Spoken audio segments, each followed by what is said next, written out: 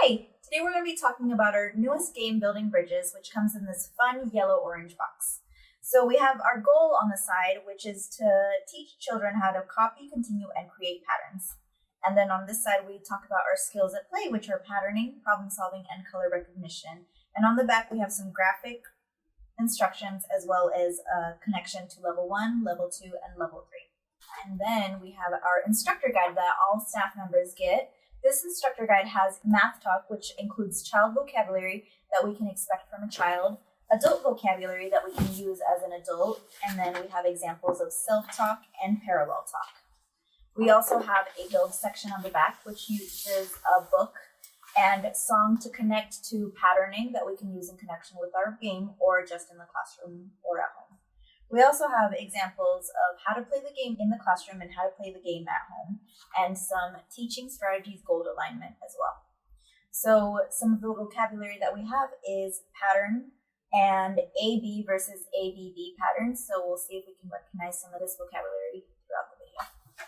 So whenever you receive your classroom set, you'll also receive a station guide along with your instructor guide. We have a station guide overview, we have before you begin the station guide, and then we have instructions on how to play the game with one group of up to 6 kids at a time. Just a reminder that all of our games are made with 3 levels, and each level hits a different age group. So level 1 is age 2 to 3, level 2 is 3 to 4, and level 3 is 4 to 5. We always want to start with level 1 because it helps build the child's confidence if they already know how to do that level, or it just kind of lets us know that maybe this child is at this level right now and they can work their way up, and that's okay. So in every box we have this instruction pamphlet that comes with instructions for level 1, level 2, level 3, as well as all of our 10 languages on the back. We want to point out that we always want to start off with explore. So in each level we will see the reminder to explore. Exploring allows the children to just be creative with their learning, to take control, and to be able to just play without that adult guidance that they receive on a day-to-day basis. So now we're going to be exploring the materials in our box. Here we have a yellow sphere, a purple cube, an orange cylinder, and a green triangular prism. So as you explore, you'll notice that these are beads, you'll notice that we have some string, and you'll notice that we have some friends in the box. So we always, like I said, we always want to allow children to be able to explore the materials. So right now we just want to give them an opportunity to explore the materials and just freely play with them however they want. That is another piece. What is that? A turtle. It is a turtle. So let's put the turtle by all our friends. Are there any more friends in there? How about we find all the friends? What color is that? A bear. And what color is he? Red. So now we're going to start with level 1. Here I have chosen my yellow mat. I see that I have a purple cube, yellow sphere, purple cube, yellow sphere, purple cube, yellow sphere. So I'm going to go ahead and set that down. And I'm going to grab my purple cubes and my yellow spheres. I'm going to go ahead and grab my string, and then I'm going to lace my cube through. So I have my yellow sphere, adding another purple cube, and this is a great time to introduce children to the names of shapes if they are not already aware of the names. So here I have the purple cube, the yellow sphere. We can also point out the shapes that we are not using. Am I going to be using a orange cylinder in this pattern? Am I going to be using a green triangular prism in this pattern? And ask them why or why not. So here I have my purple cube, yellow cube, purple cube. I can ask the child what goes next. So I have added another yellow cube. And you can also notice that this isn't a cube, this is a sphere. So instead of using the word no with the child, we can go ahead and redirect them and say, oh, I see the purple cube and the yellow sphere. The yellow sphere is round, so we have some positive redirection as well with this activity. Go ahead and add another purple cube. Then I'm going to add a yellow sphere. And I'm going to hold up my pattern, or I can also lay it down and compare. I copied the pattern on the mat. We have purple cube, yellow sphere, purple cube, yellow sphere, purple cube, yellow sphere. It repeated over and over. So right now we're using the vocabulary pattern from our instructor guide. We're also using the hand motion in our instructor guide, and we use some positive redirection as well. So now that I've built my bridge, you'll notice that every box comes with 4 animal friends. We can choose an animal friend. I chose my blue turtle friend, and go ahead and cross the bridge. So I'm going over the yellow sphere, over the purple cube, over the yellow sphere, over the purple cube, and you can see that it repeats over and over, and you're forced to say it out loud. Over the yellow sphere, over the purple cube, and onto the other side of the rainbow. Great. One. That is. So then if we put this on a string, what comes next? That, yes. Okay, the green shape is next. And then what do you think happens next on this pattern?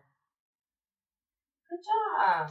So now we can go ahead and move on to level 2. So you'll notice that in the first pattern, in the first level, all we did was copy the pattern. Now in level 2, we want to go ahead and work on copying and then extending the pattern. So here I have a green triangular prism, an orange cylinder, green triangular prism, orange cylinder, green triangular prism, and orange cylinder. What goes next in the pattern? So I'll go ahead and set this down, grab my string, and start with the green triangular prism. Go ahead and loop that through, leave it on the side. And I'm going to grab my orange cylinder, loop that through, and ask the child what goes next. We have the green triangular prism, orange cylinder, grab another green triangular prism, orange cylinder, green triangular prism, orange cylinder. And so we've copied the pattern so far. We can ask what goes next. We can either use the triangle to follow the pattern, or we can go ahead and string it on. So we have options, whichever is easier for the child. We want them to feel comfortable and have that positive push forward. So I grab my yellow dog friend, or whatever friend is in your box. Go ahead and jump over. I have my green, orange, green, orange, green, orange. Go ahead and keep naming the colors or keep naming the shapes, and then you reach the end. So great job, your friend just crossed over the pattern bridge. Ta-da. Okay, what comes next? What goes next? Look at the page. That one. Okay. Hold it. All right. Now look at the page. What do you think? What's next? This one. Good job. So we've moved on to level 3. Right here we have a more complex pattern. So you'll notice that in level 1 and level 2 we used A-B pattern. So 1, 2, 1, 2. Now we have an ABB pattern. So we have yellow, orange, orange, yellow, orange, orange. So it's a little bit more complex for a little bit of an older age group. And then on the back we have a completely blank template where the child can go ahead and either create their own ABB pattern or try to remember the pattern from before. So I'm going to go ahead and try the complex pattern. I might actually just try to create my own pattern. So I have my string right here. I like the colors green and I like the color yellow. So I'm going to go ahead and just use these two, still keep a little simplicity to it. I'm going to do yellow. Since my favorite color is green, I'll use 2 greens. So yellow, green, green, and now we can ask what goes next. If my pattern starts with yellow, green, green, what do I need in order to repeat it? I need another yellow, and then I need 2 more greens. So I'm adding my green, and then I'm adding another yellow to finish off my pattern. So here you can see that I have yellow, green, green, yellow, green, green, and you know that it's going to keep repeating itself.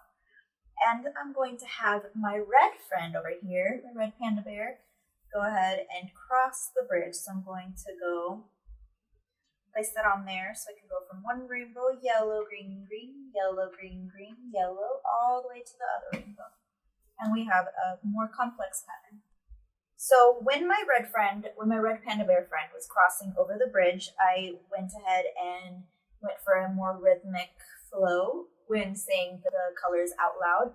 This can also be very helpful for kids who might not be as much visual learners as they are auditory learners. So for them to be able to hear that rhythm, to hear that pattern might be very helpful. So another thing to keep in mind as well.